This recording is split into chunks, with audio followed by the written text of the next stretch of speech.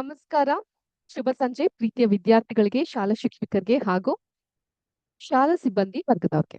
ನಿಮ್ಮೆಲ್ಲರಿಗೂ ಕೂಡ ವಿದ್ಯಾಶಕ್ತಿಯ ವಿಜ್ಞಾನದ ತರಗತಿಗೆ ಆತ್ಮೀಯವಾದಂತಹ ಸ್ವಾಗತ ಕೋರ್ತಾ ಇರೋದು ನಾನು ನಿಮ್ಮ ವಿಜ್ಞಾನದ ಶಿಕ್ಷಕಿ ಅಶ್ವಿತಾ ಮಲ್ನಾಡ್. ಹೇಗಿದ್ದೀರಾ ಮಕ್ಳೇ? ಹೇಗ್ ನಡೀತಾ ಇದೆ ಹಬ್ಬ? ನಾಳೆ ಅಲ್ವಾ, ರಜಾ ಅಲ್ವಾ ನಾಳೆ ನಿಮ್ಮೆಲ್ಲರಿಗೂ? Okay, super. ಸೊ ತುಂಬಾ ಚೆನ್ನಾಗಿ ಮಾಡ್ತೀರಾ ಅಂತ ಅನ್ಸುತ್ತೆ ಹಬ್ಬ ಎಲ್ಲ.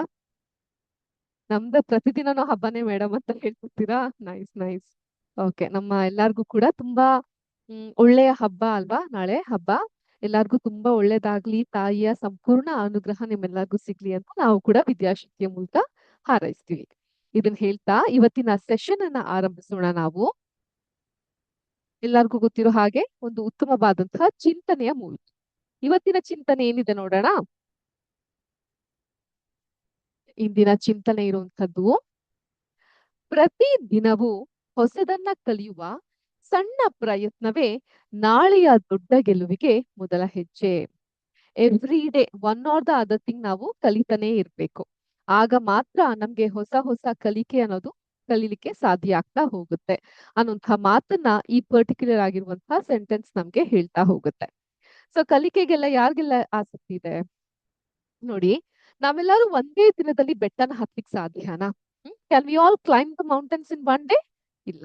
ಆದ್ರೆ ದಿನಕ್ಕೊಂದು ಮೆಟ್ಟಿಲು ಹತ್ತಾ ಹೋದ್ರೆ ಖಂಡಿತ ಆ ಬೆಟ್ಟದ ತುದಿಯನ್ನ ತಲುಪಬಹುದು. ಅದೇ ರೀತಿ ಪ್ರತಿದಿನ ಶಾಲೆಗೆ ಬಂದು ಹೊಸದೊಂದು ವಿಷಯ ಅಥವಾ ಪದ್ಯವನ್ನ ಕಲಿಯೋದ್ರಿಂದ ನಮ್ಮ ಜೀವನದಲ್ಲಿ ಕಲಿಕೆಯ ಕಡೆಗೆ ಒಂದು ಸಣ್ಣ ಹೆಜ್ಜೆ ಆಗುತ್ತೆ. ನಿಮ್ಮೆಲ್ಲರಿಗೂ ನೆನಪಿದ್ಯಾ, ನಮ್ಮ ವೆರಿ ಫಸ್ಟ್ ಕ್ಲಾಸ್ ಅಲ್ಲಿ ನಾವು ಎಜುಕೇಶನ್ ಅನ್ನೋದು ಯಾಕೆ ಇಂಪಾರ್ಟೆಂಟ್ ಅನ್ನೋದ್ರ ಬಗ್ಗೆ ಕಲ್ತಿದ್ವಿ ಅಲ್ವಾ? ಹಾಗಾಗಿ ಹನಿ ಹನಿಗೂಡಿದ್ರೆ ಹಳ್ಳ. ಈ ದಿನ ಸ್ವಲ್ಪ ಕಲಿತಾ ಹೋದ್ರೆ ದೊಡ್ಡ ದೊಡ್ಡ ಕಲಿಕೆ ಮಾಡ್ಲಿಕ್ಕೆ ಈಸಿ ಆಗ್ತಾ ಹೋಗುತ್ತೆ. ಸೊ ವಿದ್ಯಾಶಕ್ತಿ ಸೈನ್ಸ್ ಸೆಷನ್, ಒಂದು ಸೈನ್ಸ್ ಸೆಷನ್ ಅಟೆಂಡ್ ಮಾಡಿದ ತಕ್ಷಣ ನಾವು ಸೈಂಟಿಸ್ಟ್ ಆಗ್ಬಿಡ್ತೀವಾ? ಸೈನ್ಸ್ ಬಗ್ಗೆ ಎಲ್ಲಾ ಗೊತ್ತಾಗ್ಬಿಡ್ತಾ? ಇಲ್ಲ. ಆದ್ರೆ ಸಮಥಿಂಗ್ ಕೆಲವೊಂದನ್ನ ಕಲೀಲಿಕ್ಕೆ ಸಾಧ್ಯನಾ? ಹಾಗೇನೆ ಇಂಗ್ಲಿಷ್ ಸೆಷನ್ ಅಟೆಂಡ್ ಮಾಡ್ತೀರಾ. ಒಂದೇ ಒಂದು ಇಂಗ್ಲಿಷ್ ಸೆಷನ್ ಅಟೆಂಡ್ ಮಾಡಿದ ತಕ್ಷಣ ನೀವೆಲ್ಲ ಇಂಗ್ಲಿಷ್ ಎಕ್ಸ್ಪರ್ಟ್ ಆಗ್ಬಿಡ್ತೀರಾ? ಫುಲ್ ಇಂಗ್ಲಿಷ್ ನಲ್ಲಿ ಕಮ್ಯುನಿಕೇಟ್ ಮಾಡ್ತೀರಾ? ಇಲ್ಲ. ಆದ್ರೆ ಕಲಿಕೆ ಅನ್ನೋದು ಆರಂಭ ಅಲ್ಲಿ ಆಗ್ತಾ ಹೋಗುತ್ತೆ. ಯಾವ ಪದವನ್ನ ಎಲ್ಲಿ ಬಳಸ್ಬೇಕು, ಎಷ್ಟು ಬಳಸ್ಬೇಕು ಅನ್ನೋದು ನಿಮ್ಗೆ ಗೊತ್ತಾಗ್ತಾ ಹೋಗುತ್ತೆ. ಆಯ್ತಾ? ಆದ್ರಿಂದ ಕಲಿಕೆಗೆ ಒಂದು ಸಣ್ಣ ಹೆಜ್ಜೆ ನಾವೇನಿರ್ತೀವಿ ಅದು ತುಂಬಾ ಮುಖ್ಯ ಆಗ್ತಾ ಹೋಗುತ್ತೆ ದೊಡ್ಡ ದೊಡ್ಡದನ್ನ ಕಲಿಯೋದಕ್ಕೆ. ಅಂಡ್ ಸೋಲಿಗೆ ಹೆದರ್ಬೇಡಿ. ಎಷ್ಟೋ ಜನಕ್ಕೆ ಎಸ್ಪೆಷಲಿ ಇಂಗ್ಲಿಷ್ ಮಾತಾಡ್ಬೇಕಾದ್ರೆ ಭಯ ಇರುತ್ತೆ.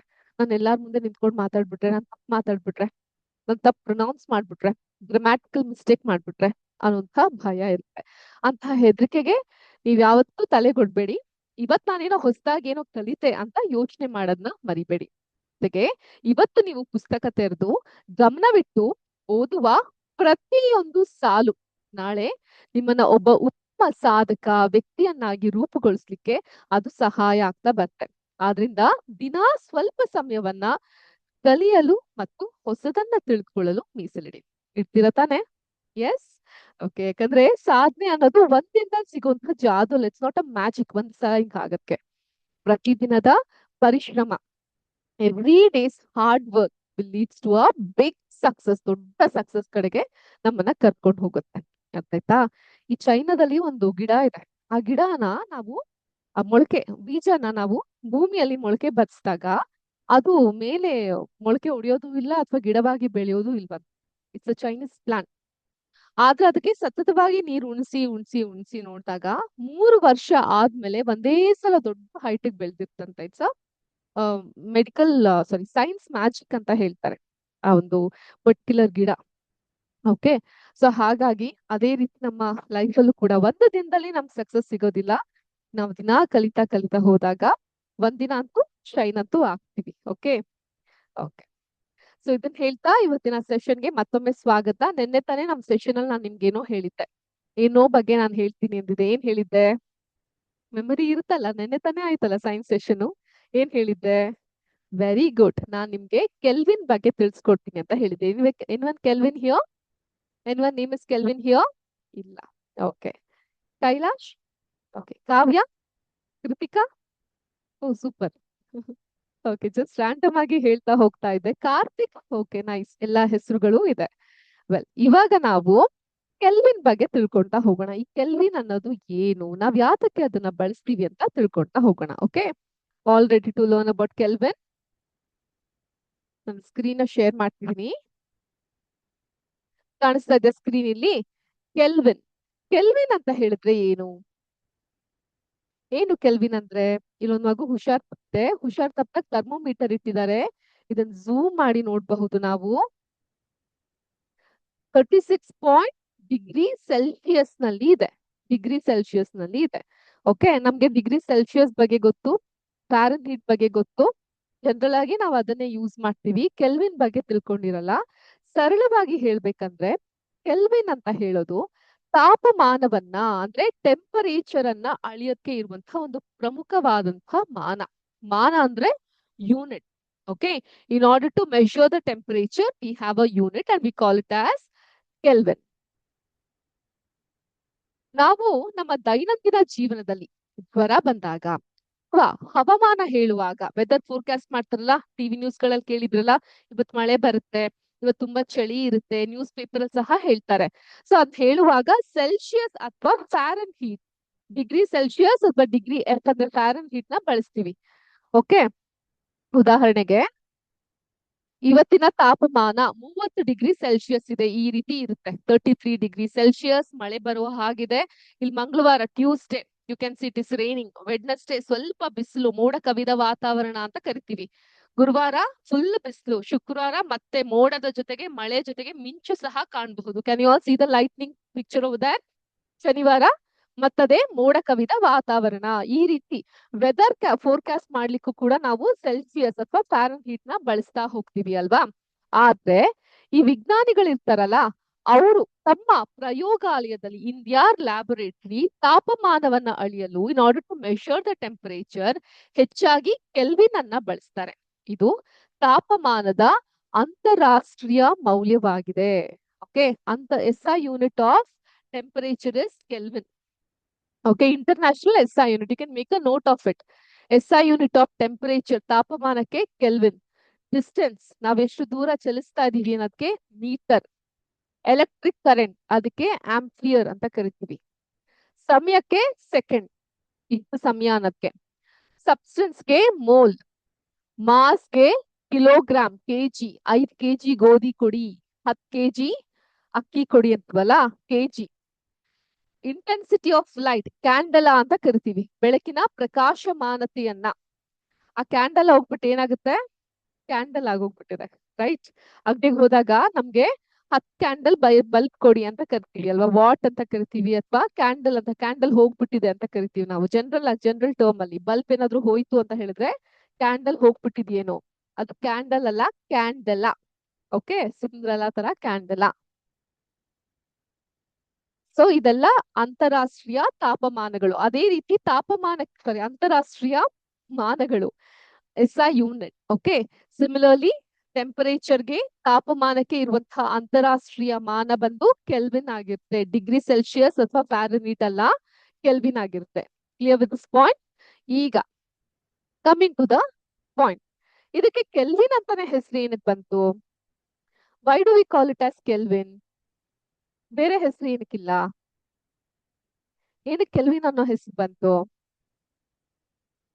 ಯಾರಿಗ್ ಗೊತ್ತಿದೆ? ಯಾಕಂದ್ರೆ ಆಗಿನ ಕಾಲದಲ್ಲಿ ಸೆಲ್ಸಿಯಸ್ ಅಥವಾ ಫ್ಯಾರನ್ಹೀಟ್ ಮಾನಗಳು ಕೇವಲ ನೀರು ಅಥವಾ ಮರ್ಕ್ಯುರಿ, ಪಾದರಸದ ಗುಣಲಕ್ಷಣಗಳನ್ನ ಆಧರಿಸಿದ್ರು. ಆದ್ರೆ ವಿಲಿಯಂ ಥಾಮ್ಸನ್ ಯಾವುದೇ ವಸ್ತುವಿನ ಮೇಲೆಯೂ ಅವಲಂಬಿತವಾಗದೆ ಸಂಪೂರ್ಣ ಪರಮ ತಾಪಮಾನ ಮಾನ, ಅಬ್ಸಲ್ಯೂಟ್ ಟೆಂಪರೇಚರ್ ಸ್ಕೇಲ್ ಅನ್ನ ರೂಪಿಸಿದ್ರು. ಹಾಗಾಗಿ ಈ ಒಂದು ತಾಪಮಾನಕ್ಕೆ ಅವರ ಹೆಸರನ್ನೇ ಅಂತ ಹೇಳಿದ್ರೆ ಕೆಲ್ವಿನ್ ಅನ್ನೋ ಹೆಸರನ್ನೇ ಇಡ್ಲಿಕ್ಕೆ ಡಿಸೈಡ್ ಮಾಡ್ತಾರೆ. ಓಕೆ, ಸೊ ಈ ಕೆಲ್ವಿನ್ ಅನ್ನೋರು ಬಂದ್ಬಿಟ್ಟು ಈ ವಿಲಿಯಂ ಥಾಮ್ಸನ್ ಅಂತ, ಇಲ್ಲಿ ಪಿಕ್ಚರ್ ಕಾಣಿಸ್ತಾ ಇದೆಯಲ್ಲ, ಇವರು ಬ್ರಿಟಿಷ್ ಭೌತ ವಿಜ್ಞಾನಿ. Okay, he is British physio scientist, ಭೌತ ವಿಜ್ಞಾನಿ ವಿಲಿಯಂ ಥಾಮ್ಸನ್ ಅಂತ ಇವ್ರ ಹೆಸರು. ನನ್ ವಾಯ್ಸ್ ಕೇಳಿಸ್ತಾ ಇದೆಯಲ್ಲ? Can you all hear me? Yes, ಇವರೊಬ್ರು ಬ್ರಿಟಿಷ್ ಭೌತ ವಿಜ್ಞಾನಿ ಮತ್ತೆ ಗಣಿತ ತಜ್ಞರಾಗಿದ್ರು. He was a mathematician and scientist, okay, in physics. ಅವ್ರ ಹೆಸರು ವಿಲಿಯಂ ಥಾಮ್ಸನ್ ಅಂತ. ಅವರ ಒಂದು ಗೌರವ ನಾಮಾರ್ಥವಾಗಿ ಇದಕ್ಕೆ ಅವರೇ ಕಂಡು ಹಿಡಿದಿದ್ದು. ಅವರ ಹೆಸರನ್ನ ಕೆಲ್ವಿನ್, ವಿಲಿಯಂ ಥಾಮ್ಸನ್ ಕೆಲ್ವಿನ್ ಅಥವಾ ಲಾರ್ಡ್ ಕೆಲ್ವಿನ್ ಅಂತ ಕರೀತಾ ಇದ್ರು. ಹಾಗಾಗಿ ಈ ತಾಪಮಾನಕ್ಕೆ ಅವರ ಹೆಸರನ್ನೇ ಇಡ್ತಾರೆ. ಯಾಕೆ ಅವ್ರ ಹೆಸರು ಇಡ್ತಾರೆ ಅಂದ್ರೆ ಇವರು ತಾಪಮಾನ, ಟೆಂಪರೇಚರ್, ವಿದ್ಯುತ್, ಎಲೆಕ್ಟ್ರಿಸಿಟಿ ಮತ್ತು ಉಷ್ಣ ಬಲ, ಥರ್ಮೋಡೈನಾಮಿಕ್ಸ್ ಅಂತ ಕರಿತೀವಿ. ಉಷ್ಣ ಬಲ ಅಂದ್ರೆ ಥರ್ಮೋಡೈನಾಮಿಕ್ಸ್. ಈ ಕ್ಷೇತ್ರದಲ್ಲಿ ತುಂಬಾ ದೊಡ್ಡ ದೊಡ್ಡ ಸಾಧನೆಯನ್ನ ಮಾಡ್ತಾರೆ. ಸೃಷ್ಟಿಯಲ್ಲಿ ಅತ್ಯಂತ ತಂಪಾದ ತಾಪಮಾನ, ಅದನ್ನ ನಾವು ಪರಮಶೂನ್ಯ ತಾಪಮಾನ ಅಥವಾ ಅಬ್ಸಲ್ಯೂಟ್ ಝೀರೋ ಅಂತ ಕರಿತೀವಿ. ಇವರಿಗೆ ಅದನ್ನ ಕಂಡುಹಿಡಿಯುವಂತಹ ಶ್ರೇಯಸ್ಸು ಸಲ್ಲುತ್ತೆ. He was the one who found out it. ಆದ್ರಿಂದ ಅಂತಾರಾಷ್ಟ್ರೀಯ ತಾಪಮಾನಕ್ಕೆ ಇವರ ಗೌರವಾರ್ಥವಾಗಿ ಕೆಲ್ವಿನ್ ಅಂತ ಹೆಸರಿಡ್ತಾರೆ. ಈಗ ನಮ್ಮ ರೋಡ್ಗಳಿಗೆಲ್ಲ ಹೆಸರಿದಲ್ಲ, doctor Rajkumar road, Jayaprakash Nagar, JP. Nagar, Jayaprakash Nagar ಅಂತ ಕರಿತೀವಿ ಅಲ್ವಾ. ಹಾಗೇನೆ ಅವರ ಹೆಸರನ್ನ ಈ ಒಂದು ಥರ್ಮೋಮೀಟರ್ ಅಂದ್ರೆ ಟೆಂಪರೇಚರ್ ನ ಅಳಿಯುವಂತ SI ಯೂನಿಟ್ ಇರ್ತಾರೆ. ಸೊ ಇವರ ಹೆಸರು ಬಂದು ವಿಲಿಯಂ ಥಾಮ್ಸನ್ ಅಂತ. ಕೆಲ್ವಿನ್ ಅನ್ನೋ ಹೆಸರು ಹೆಂಗ್ ಬಂತು ಅಂದ್ರೆ ಅದಕ್ಕೊಂದು ಸ್ಟೋರಿ ಇದೆ. ಓಕೆ, ಕೇಳ್ತೀರಾ ಸ್ಟೋರಿನ? ಸ್ಕಾಟ್ಲ್ಯಾಂಡ್ ನ ಗ್ಲಾಸ್ಗೋ ವಿಶ್ವವಿದ್ಯಾಲಯದಲ್ಲಿ ಇವ್ರು ಕೆಲಸ ಮಾಡ್ತಾ ಇದ್ದಾಗ ಪ್ರಯೋಗಾಲಯ ಪಕ್ಕದಲ್ಲಿ ರಿವರ್ ಕೆಲ್ವಿನ್ ಅಂತ ಹರಿತಾ ಇತ್ತು. ಇವರ ಮಹತ್ವ ಸಾಧನೆಗೆ ಬ್ರಿಟನ್ ರಾಣಿ ಬ್ಯಾರನ್ ಕೆಲ್ವಿನ್ ಎಂಬ ಪಟ್ಟ ನೀಡಿದಾಗ ಇವರು ಆ ನದಿಯ ಹೆಸರನ್ನೇ ತಮ್ಮ ಹೆಸರಿಗೆ ಇಟ್ಕೊಂಡ್ರು. ಓಕೆ, ಆ ನದಿ ಅವ್ರಿಗೆ ಸ್ಫೂರ್ತಿ ನೀಡ್ತಂತೆ.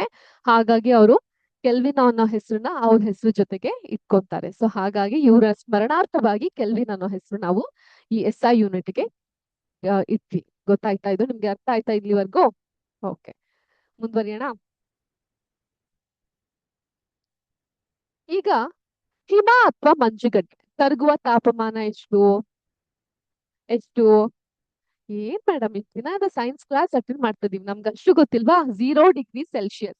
ಇದನ್ನ ಕೆಲ್ವಿನ್ ಅಲ್ಲಿ 273 ಕೆಲ್ವಿನ್ ಸಮ ಅಂತ ಬರ್ತೀವಿ. Can make a note of it. 0 degree Celsius is equal to 273 kelvin.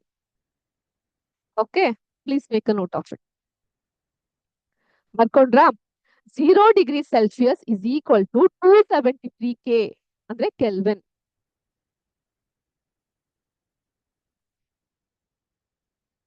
ಈಗ ನೀರು ಕುದಿಯುವ ತಾಪಮಾನ, boiling water temperature 100 degree Celsius ಅಥವಾ 212 ಫ್ಯಾರನ್ಹೀಟ್ ಅಥವಾ ಕೆಲ್ವಿನ್ ಅಲ್ಲಿ 373 ಕೆಲ್ವಿನ್, 373 ಕೆಲ್ವಿನ್ಗೆ ಸಮ. You can make a note of it. 100 degree Celsius is equal to 373 K kelvin. ಇನ್ನೊಂದು ಸಿಂಪಲ್ ಟ್ರಿಕ್ ಹೇಳ್ಕೊಡ್ಲಾ? 0 degree is equal to 273 K kelvin. ಇದಕ್ಕೆ 100 ಸೇರಿಸಿದಾಗ ಏನಾಗುತ್ತೆ? 100 degree Celsius is equal to 373 kelvin. Okay, got this one? Very good. ಮುಂದೆ ಹೋಗ್ಬೋದಾ? Yes, everyone noted it down? Okay, ಈಗ ನಮ್ಮ ವಿಜ್ಞಾನದಲ್ಲಿ ಪರಮಶೂನ್ಯ ತಾಪಮಾನ ಅಬ್ಸಲ್ಯೂಟ್ ಝೀರೋ ಅನ್ನೋಂತಹ ಕಲ್ಪನೆ ಇದೆ. ಅಂದ್ರೆ ಇದು ಪ್ರಪಂಚದಲ್ಲೇ ಅತ್ಯಂತ ತಂಪಾದ ತಾಪಮಾನ. ಈ ಹಂತದಲ್ಲಿ ಯಾವುದೇ ವಸ್ತುವಿನ ಅಣುಗಳು ಅಥವಾ ಆಟಮ್ಸ್ ಅಥವಾ ಮಾಲಿಕ್ಯೂಲ್ಸ್ ಚಲಿಸೋದೇ ಇಲ್ಲ, ಸಂಪೂರ್ಣವಾಗಿ ನಿಂತ್ಬಿಡುತ್ತೆ. ಈ ತಾಪಮಾನವನ್ನ ನಾವು 0 ಕೆಲ್ವಿನ್ ಅಂತ ಕರಿತೀವಿ. ನೋಡಿ, ಕೆಲ್ವಿನ್ ಬರಿಬೇಕಾದ್ರೆ 0 ಕೆಲ್ವಿನ್ ಅಂತ ಕರಿತೀವಿ ಇದನ್ನ. Absolute zero temperature, absolute zero. Okay, ಇದನ್ನ ಗಮನಿಸಬೇಕಾಗುತ್ತೆ. 0 degree Celsius. If you can look at this picture, ಮಕ್ಕಳೇ ಕಾನ್ಸಂಟ್ರೇಟ್ ಮಾಡಿ. ಇಲ್ಲಿ ಪಿಕ್ಚರ್ ನೋಡಿ. 0 ಡಿಗ್ರಿ ಸೆಲ್ಸಿಯಸ್ ಬಂದು ಕೆಲ್ವಿನ್ ಅಲ್ಲಿ 273.15 ಕೆಲ್ವಿನ್. ಓಕೆ, 0 ಡಿಗ್ರಿ ಸೆಲ್ಸಿಯಸ್ ಬಂದು ಫ್ಯಾರನ್ ಹೀಟ್ ಅಲ್ಲಿ 32 ಡಿಗ್ರಿ ಸೆಲ್ಸಿಯಸ್ ಆಗುತ್ತೆ. 0 degree Celsius in Fahrenheit it is 32 degree Fahrenheit. In Kelvin it is 273.15 where water freezes. ನೀರು ಮೆಲ್ಟ್ ಅಂದ್ರೆ ಗಡ್ಡೆ ಆಗುತ್ತಲ್ಲ ಆ ಭಾಗವನ್ನ. ಹಿಮ ಆಗುವಂತ ಭಾಗ ಈ ರೀತಿಯಾಗಿರುತ್ತೆ. ನೋಟ್ ಮಾಡ್ಕೊಂಡ್ರಾ? ಕನ್ಫ್ಯೂಸ್ ಆಗ್ತಾ ಇದೆಯಾ? You are able to follow? Water freezes, ನೀರು ಮಂಜುಗಡ್ಡೆ ಆಗೋದನ್ನ ನಾವು ಸೆಲ್ಸಿಯಸ್ ನಲ್ಲಿ 0 ಡಿಗ್ರಿ ಸೆಲ್ಸಿಯಸ್ ಇದ್ದಾಗ ಕೆಲ್ವಿನ್ ಅಲ್ಲಿ ಅದು 273.15 ಕೆಲ್ವಿನ್ ಇರುತ್ತೆ. ಫ್ಯಾರನ್ ಹೀಟ್ ಅಲ್ಲಿ 32 ಡಿಗ್ರಿ ಫ್ಯಾರನ್ ಹೀಟ್ ಇರುತ್ತೆ. ಅದೇ ತರ 100 ಡಿಗ್ರಿ ಸೆಲ್ಸಿಯಸ್ ಇದ್ದಾಗ ಅಂದ್ರೆ ವಾಟರ್ ಬಾಯ್ಲ್ಸ್, ನೀರು ಕುದಿಯುವಂತಹ ಬಿಂದು 100 ಡಿಗ್ರಿ ಸೆಲ್ಸಿಯಸ್ ಇದ್ದಾಗ ಫ್ಯಾರನ್ ಹೀಟ್ ಅಲ್ಲಿ 212 ಡಿಗ್ರಿ ಇರುತ್ತೆ. ಅದೇ ಕೆಲ್ವಿನ್ ಅಲ್ಲಿ 373 ಕೆಲ್ವಿನ್ ಇರುತ್ತೆ. ಓಕೆ, ಹಾ, ಈಗ ಅಬ್ಸಲ್ಯೂಟ್ ಝೀರೋ ಅನ್ನೋಂಥ ಕಲ್ಪನೆ ನಮ್ಮ ವಿಜ್ಞಾನದಲ್ಲಿ ಇದೆ ಅಂತ ಹೇಳಿದೆ.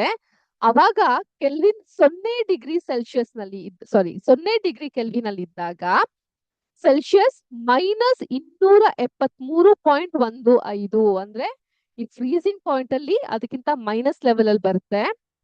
ಫ್ಯಾರನ್ ಹೀಟ್ -459.67 ಇರುತ್ತೆ. Clear with this understanding? Tricky ಅಂತ ಅನಿಸ್ತಾ ಇದೆಯಾ? Very very important science facts note ಮಾಡ್ಕೊಡೋದು, especially while you are learning change in states of matter. ವಸ್ತುಗಳ ಸ್ಥಿತಿಗಳ ಬದಲಾವಣೆ, ಗಣದಿಂದ ದ್ರವ, ದ್ರವದಿಂದ ಅನಿಲ, ಅನಿಲದಿಂದ ದ್ರವ, ಈ ಬದಲಾವಣೆ ಆಗುತ್ತಲ್ಲ, ಆ ಸಂದರ್ಭದಲ್ಲಿ ಈ ಕೆಲ್ವಿನ್ ಬಗ್ಗೆ, ಸೆಲ್ಸಿಯಸ್ ಬಗ್ಗೆ, ಫ್ಯಾರನ್ಹೀಟ್ ಬಗ್ಗೆ ತಿಳ್ಕೊಳ್ಳೋದು ತುಂಬಾ ಮುಖ್ಯ ಆಗ್ತಾ ಬರುತ್ತೆ. Clear with this? ಎಲ್ಲ ನೋಟ್ ಮಾಡ್ಕೊಂಡ್ರ? Have you all noted it down? Yes. Can I move forward with your permission? ಮುಂದೆ ಹೋಗಬಹುದಾ? Thank you. ಈಗ ಕೆಲ್ವಿನ್ ಬರಿಬೇಕಾದ್ರೆ ಡಿಗ್ರಿ ಚಿಹ್ನೆ ಇರ್ತಲ್ಲ, ಅದನ್ನ ಬಳಸೋದಿಲ್ಲ ನಾವು. ಡಿಗ್ರಿ ಸೆಲ್ಸಿಯಸ್ ನ ಬಳಸೋದಿಲ್ಲ, ಕೇವಲ ಕೆ ಅಂತ ಬರ್ತೀವಿ. ಸೊ ಡಿಗ್ರಿ ಕೆ ಅಂತ ಬರೆಯಲ್ಲ ನಾವು, ಬರೀ ಕೆ ಅಂತ ಬರಿತೀವಿ. Clear with this? ಏನಂತ ಬರ್ತೀರಾ? ಕೆ ಅಂತ ಬರ್ತೀರಾ. ಆದ್ರಿಂದ 0 kelvin is equal to -273.15 degree Celsius ಅಥವಾ -459.67 ಡಿಗ್ರಿ ಫ್ಯಾರನ್ಹೀಟ್. ನೋಟ್ ಮಾಡ್ಕೊಳ್ಳಿ. 0 kelvin is equal to -273.15 degree Celsius or it is -459.67 degree Fahrenheit. Clear with this concept? Did you all understand? Yes? Okay. ಈಗ the very important point of our today's session. So ನಾನು last session ಅಲ್ಲಿ ಅಥವಾ ಕಳೆದ 2 session ಗಳಲ್ಲಿ ವಸ್ತುಗಳ ಪ್ರಮುಖ ಸ್ಥಿತಿಗಳ ಬಗ್ಗೆ ನಿಮ್ಗೆ ಎಕ್ಸ್ಪ್ಲೇನ್ ಮಾಡಿದ್ದೆ. ಹೌದಾ ಇಲ್ವಾ? Thumbs up. ಹೌದಲ್ವಾ? ಎಕ್ಸ್ಪ್ಲೇನ್ ಮಾಡಿದ್ದೆ. ಲಾಸ್ಟ್ ಸೆಷನ್, ನಿನ್ನೆಯ ಸೆಷನ್ ಅಲ್ಲಿ ನಾನು ನಿಮ್ಗೆ ಆ ವಸ್ತುಗಳ ಪ್ರಮುಖ ಸ್ಥಿತಿಗಳಲ್ಲಿ ಉಂಟಾಗುವಂತಹ ಬದಲಾವಣೆಗಳು, changes in state of matters ಬಗ್ಗೆ ಎಕ್ಸ್ಪ್ಲೇನ್ ಮಾಡಿದ್ದೆ. ಇಡ್ಲಿ ಬಗ್ಗೆ ಎಕ್ಸ್ಪ್ಲೇನ್ ಮಾಡಿದ್ದೆ. ನೆನ್ಪಿದ್ಯಾ?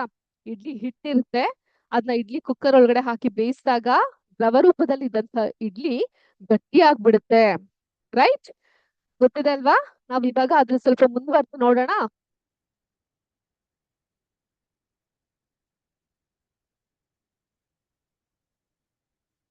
ವಸ್ತುವಿನ ಸ್ಥಿತಿಗಳ ಬದಲಾವಣೆ. ಓಕೆ, ಘನದಿಂದ ದ್ರವ, ದ್ರವದಿಂದ ಅನಿಲ. ಈಗ ಕರಗುವಿಕೆ ಅಥವಾ ಮೆಲ್ಟಿಂಗ್, ಘನದಿಂದ ದ್ರವಕ್ಕೆ ಬದಲಾಗೋದನ್ನ ನಾವ್ ನೋಡಿದ್ವಿ. ಈಗ ಬಿಸಿಲಿನಲ್ಲಿಟ್ಟಾಗ ಮಂಜುಗಡ್ಡೆ ನೀರಾಗೋದು, ಅಥವಾ ಕಾದ ಬಾಣಲಿಯಲ್ಲಿ ನಾವು ಬೆಣ್ಣೆಯನ್ನಿಟ್ಟಾಗ ಬೆಣ್ಣೆ ಏನಾಗುತ್ತೆ? ಕರ್ಗ್ ಹೋಗ್ಬಿಡುತ್ತೆ ಅಲ್ವಾ? ಅದಕ್ಕೆ ಜಾಸ್ತಿ ಕರ್ಗೋರ್ನ ಏನಂತೀವಿ?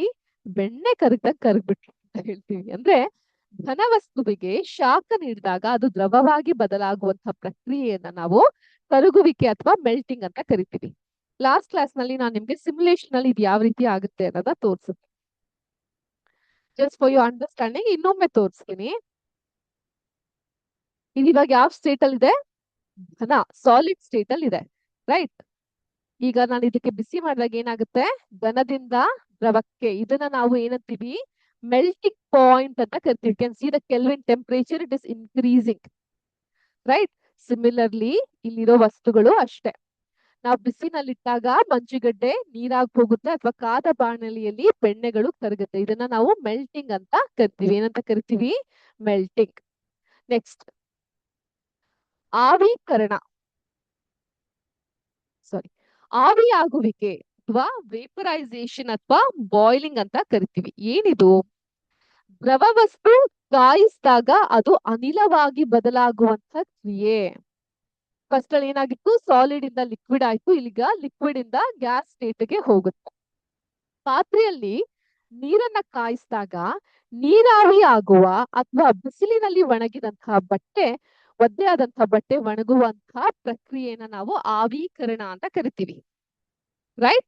Clear with this concept? ಇದು ಇಲ್ಲಿ ಏನಾಗುತ್ತೆ? ಅದೇ ರೀತಿ ನಾವು ನಮ್ಮ ಒಂದು ಸಿಮ್ಯುಲೇಷನ್ ಅಲ್ಲಿ ನೋಡಿದಾಗ, if I would increase the heat, ಆ ಫೇಸ್ ಚೇಂಜ್ ಆಗಿ ಕಂಪ್ಲೀಟ್ ಆಗಿ ಅನಿಲ ಸ್ಥಿತಿಗೆ ಬರ್ತದೆ. It is in the gaseous state from solid.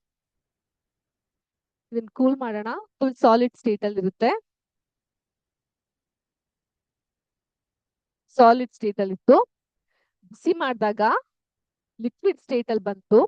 ಆ ಲಿಕ್ವಿಡ್ ದ್ರವ ಸ್ಥಿತಿಯಲ್ಲಿ ಇರೋದನ್ನ ಮತ್ತಷ್ಟು ಬಿಸಿ ಮಾಡಿದಾಗ ಅದು ಅನಿಲ ಸ್ಥಿತಿಗೆ ತಲುಪುತ್ತೆ. ಇದು ಪ್ರಮುಖವಾಗಿ ಸ್ಥಿತಿಗಳ ಬದಲಾವಣೆ. ಇಷ್ಟಕ್ಕೆ ನಿಲ್ಲುತ್ತಾ? ನೋ. ಸಾಂದ್ರೀಕರಣ, ಕಂಡೆನ್ಸೇಷನ್ ಅನ್ನೋಂಥ ಇನ್ನೊಂದು ಸ್ಥಿತಿ ಇದೆ. ಏನಿದು? ಇದು ಅನಿಲದಿಂದ ದ್ರವಕ್ಕೆ. So confuse ಆಗ್ಬೇಡಿ. ಇಲ್ಲಿ ಘನ ಸಾಲಿಡ್ ಇಂದ ದ್ರವಕ್ಕೆ, ಲಿಕ್ವಿಡ್ ಸ್ಟೇಟ್ಗೆ, ಲಿಕ್ವಿಡ್ ಇಂದ ಗ್ಯಾಸ್ ಸ್ಟೇಟ್ಗೆ, ಗ್ಯಾಸ್ ಇಂದ ಮತ್ತೆ ಲಿಕ್ವಿಡ್ ಆಗುತ್ತೆ. ಓಕೆ, ಅನಿಲದಿಂದ ಮತ್ತೆ ಅದು ದ್ರವ ಸ್ಥಿತಿ, ಅದನ್ನ ನಾವು ಕಂಡೆನ್ಸೇಷನ್ ಅಂತ ಕರಿತೀವಿ ಅಥವಾ ಸಾಂದ್ರೀಕರಣ ಅಂತ ಕರಿತೀವಿ. ಈಗ ಇದಕ್ಕೆ ಏನ್ ಮೇಡಮ್ ಇದು ಸಾಂದ್ರೀಕರಣ ಅಂದ್ರೆ? ಕಾದು ಆವಿಯಾಗಿದ್ದಂತಹ ಅನಿಲವನ್ನ ತಪ್ಪುಗೊಳಿಸಿದಾಗ, ಕೂಲ್ ಮಾಡಿದಾಗ ಅದು ಮರಳಿ ದ್ರವವಾಗಿ ಬದಲಾಗುವಂತಹ ಕ್ರಿಯೆಗೆ ಸಾಂದ್ರೀಕರಣ ಅಂತ ಕರಿತೀವಿ. ಅರ್ಥ ಆಯ್ತಾ? ಕಾದು ಆವಿಯಾಗಿದ್ದಂತ ಅನಿಲವನ್ನ ತಪ್ಪುಗೊಳಿಸಿ ಅದು ಮರಳಿ ದ್ರವವಾಗುವಂತಹ ಸ್ಥಿತಿಗೆ ನಾವು ಸಾಂದ್ರೀಕರಣ ಅಂತ ಕರಿತೀವಿ. ಉದಾಹರಣೆಗೆ ಪಾತ್ರೆಯಲ್ಲಿ ಇದು ಏನು ಬಿಸಿ ನೀರಿಟ್ಟ ಪಾತ್ರೆಯ ತಟ್ಟೆಯನ್ನ ತೆಗೆದು ನೋಡಿದಾಗ ತಟ್ಟೆಯ ಕೆಳಭಾಗದಲ್ಲಿ ನಾವು ನೀರಿನ ಹನಿಗಳನ್ನ ಕಾಣ್ತೀವಿ. ಓಕೆ, ಅದೇ ತರ ಕೋಲ್ಡ್ ವಾಟರ್ ಬಾಟಲ್ ಕೆಳಗಡೆನೂ ನಾವು ನೀರನ್ನ ಕಾಣ್ತೀವಿ. ಇದನ್ನ ಸಾಂದ್ರೀಕರಣ. ಓಕೆ, ಇವತ್ತೇನಾದ್ರು ಮನೆಗೆ ಹೋದಾಗ ಹಾಲ್ ಕಾಯಿಸಿರ್ತಾರಲ್ವಾ ಪಾತ್ರೆ, ಆ ಪಾತ್ರೆ ಮೇಲೆ ಒಂದು ತಟ್ಟೆ ಇಟ್ಟು ನೋಡಿ. ಸ್ವಲ್ಪ ಹೊತ್ತಾದ್ಮೇಲೆ ತಟ್ಟೆ ತೆಗೆದು ಕೆಳಗಡೆ ನೀರಿನ ಹನಿಗಳಿರುತ್ತೆ. ಆ ಸ್ಟೀಮ್ ಎಲ್ಲ ಏನಾಗ್ತಿದೆ, ಅದು ಅದು ವಾಟರ್ ಆಗಿ ಕನ್ವರ್ಟ್ ಆಗಿರುತ್ತೆ. ಅರ್ಥ ಆಯ್ತಾ? ಹಬೆ ನೀರಾಗಿ ಕನ್ವರ್ಟ್ ಆಗಿರುತ್ತೆ. ಇದನ್ನ ನಾವು ಕಂಡೆನ್ಸೇಷನ್ ಅಥವಾ ಸಾಂದ್ರೀಕರಣ ಅಂತ ಕರಿತೀವಿ. ಈ ಒಂದು ಪ್ರಕ್ರಿಯೆಗೆ, ಎಲ್ಲಿ ಅನಿಲ ಒಂದು ದ್ರವವಾಗುವಂತಹ ಪ್ರಕ್ರಿಯೆ ಇರ್ತಲ್ಲ ಅದನ್ನ. ನೆಕ್ಸ್ಟ್ ಕೊನೆಯ ಪ್ರಕ್ರಿಯೆ ಮಕ್ಕಳೇ, ಘನೀಕರಣ ಅಥವಾ ಫ್ರೀಸಿಂಗ್, ಅಂದ್ರೆ ದ್ರವದಿಂದ ಘನ ರೂಪಕ್ಕೆ ಹೋಗುವಂಥದ್ದು. ಇಲ್ಲಿ ದ್ರವ ವಸ್ತುವಿಂದ ಶಾಖವನ್ನ ತೆಗೆದು ಅದನ್ನ ಸಂಪೂರ್ಣವಾಗಿ ತಂಪುಗೊಳಿಸಿದಾಗ ಅದು ಘನವಸ್ತುವಾಗಿ ಬದಲಾಗಕ್ಕೆ ನಾವು ಘನೀಕರಣ ಅಂತ ಕರಿತೀವಿ. ಈಗ ನೀರನ್ನ ಫ್ರಿಡ್ಜ್ ನಲ್ಲಿ ಇಟ್ರೆ, ಈಗ ವಾಟರ್ನ ನಾವು ಫ್ರೀಸರ್ ಅಲ್ಲಿ ಇಟ್ಬಿಟ್ವಿ ಅಂತ ಇಟ್ಕೊಳ್ಳಿ. ಒಂದ್ ಸ್ವಲ್ಪ ಹೊತ್ತಾದ್ಮೇಲೆ ಏನಾಗುತ್ತೆ, ಗಟ್ಟಿಯಾಗಿ ಮಂಜುಗಡ್ಡೆ ಆಗ್ಬಿಡುತ್ತೆ. ರೈಟ್? ಇದನ್ನೇ ನಾವು ಸಿಮ್ಯುಲೇಷನ್ ಅಲ್ಲಿ ನೋಡೋದಾದ್ರೆ, ಹೀಗಿದ್ದಂತ ಇದಕ್ಕೆ ನಾನು ಕೋಲ್ಡ್ ಮಾಡಿದಾಗ, ಐಸ್ ಕ್ಯೂಬ್ ಹಾಕಿದಾಗ ವಾಪಸ್ ಏನಾಗುತ್ತೆ, ಅದು ಗಟ್ಟಿಯಾಗಿ ಸಾಲಿಡ್ ಆಗುತ್ತೆ.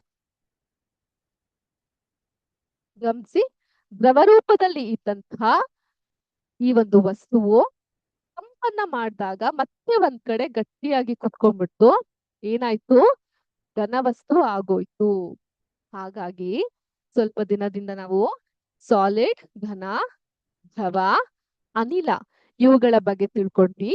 ಹಾಗೂ ಸಿ ಅಥವಾ ತಂಪು ಮಾಡಿದಾಗ ಘನದಿಂದ ದ್ರವ, ದ್ರವದಿಂದ ಅನಿಲ, ಅನಿಲದಿಂದ ದ್ರವ, ದ್ರವದಿಂದ ಘನ ಹೇಗಾಗುತ್ತೆ ಅನ್ನೋ ಈ ರಿವರ್ಸ್ ಪ್ರೋಸೆಸ್ ಬಗ್ಗೆ ಸಹ ತಿಳ್ಕೊಂಡ್ವಿ.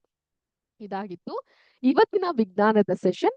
ನಿಮ್ಮೆಲ್ಲರಿಗೂ ಇಂಟ್ರೆಸ್ಟಿಂಗ್ ಆಗಿತ್ತು ಅಂತ ಭಾವಿಸ್ತೀನಿ.